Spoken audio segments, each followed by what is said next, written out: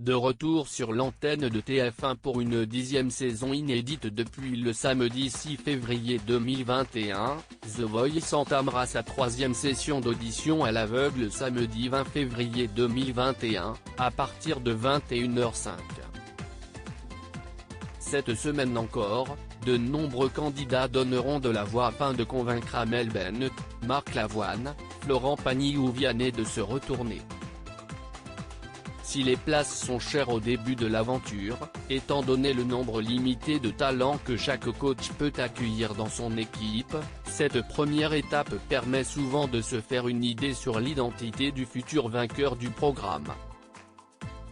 Il faut dire qu'en 10 saisons, les téléspectateurs de TF1 n'ont pas très souvent assisté à des finales très disputées, à l'exception des 2 premières éditions et de la saison 8.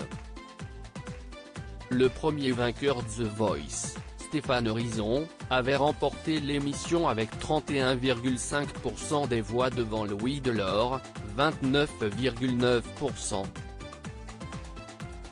Le deuxième vainqueur, Johan Fréget, s'était quant à lui imposé avec 28% des voix face à Olympe, 27,8%. Enfin, Whitney Marin avait remporté la 8e saison de The Voice avec 37,9% des votes du public, soit 0,4% de plus que Clément Albertini, 37,5%. À l'opposé, les autres vainqueurs du programme n'ont laissé aucune chance à leurs adversaires. The Voice, plus de 50% des voix pour 4 vainqueurs parmi les anciens gagnants de The Voice qui se sont largement imposés en finale lors de leurs saisons respectives. On peut notamment citer Kenji Girac, qui avait recueilli 51% des votes des téléspectateurs en saison 3.